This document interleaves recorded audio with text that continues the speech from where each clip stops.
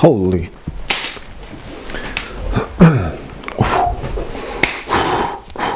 Okay, hello, Mr. Phelps here again.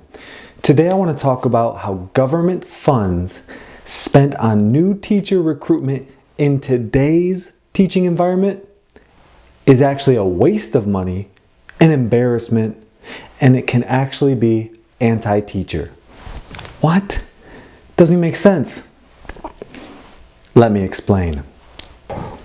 So, I'm a teacher in Michigan, and the Michigan Department of Education just sent out a press release that announces their request for $300 to $500 million from the Michigan legislature to be spent on new teacher recruitment and retention throughout the next 5 years. First, I want to go over this document with you, just the key points. Then I will express my opinions. To do this, we're going to go to my super secret gaming cam setup. Oh, hey, we're going to go over the press release right now. We have Michigan press release, yada, yada, yada. It was sent on December 10th. Today is the 15th, so it was less than a week ago teachers received this. Here's the title. Legislature has the opportunity and funds to address teacher shortage now. Scrolling down to the actual points of this email. In a letter he sent to the state legislative leaders on November 19th, Dr. Rice, state superintendent, said that the state legislature should invest between $300 million and $500 million over the next 5 years in the following strategies. Let's look at these strategies. Tuition and other expense reimbursement for current college students, including direct support staff members and grow your own programs, whatever that is. Loan forgiveness for recent college graduates who commit to careers in education and for current teachers who are working to pay off college loans. That's not that bad. Scholarships for high school seniors who aspire to and commit to a career in teaching. Reviving and strengthening the teacher preparation pipeline in the UP and Northern Lower Peninsula. Okay? Supporting better the mentoring of new teachers. And lastly, easing restrictions on accepting teacher licenses from other states. Wow. He says in a final quote, if we expect a major commitment from a wave of young people as our next generation of educators in our great state, the least we can do is to make sure that they don't go into debt to perform this all-important public service. Wow. I have some harsh opinions on this. Let's check them out now. So, I'm proud the MDE is actually acknowledging the teacher shortage. If you look around, if you talk to teachers, watch the news, it's simply a fact. Teachers are leaving the profession in droves. New and veteran teachers alike. We need to ask ourselves though, why are teachers leaving?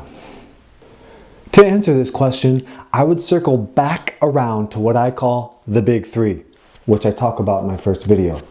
Teachers are overworked, overstressed, and underpaid, and they have been for a long time. I want to be clear. This money does nothing to fix these issues in education or address the big three. To share an analogy, let's say we have PlayStation 5s. People are buying them and they get them home, but they literally set people's homes on fire. As a response, Sony announces that they are making more PlayStation 5s and reducing the price. Wait, so is my house literally going to start on fire? Well, yes, but look, they're cheaper. Nice, my house is literally on fire now. Are you going to fix this? Well, no. We acknowledge you have a problem, but we aren't really sure what to do.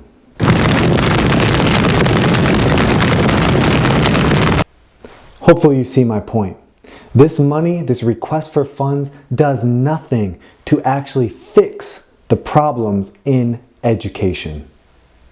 In my mind, this request for funds is almost like a bait and switch situation.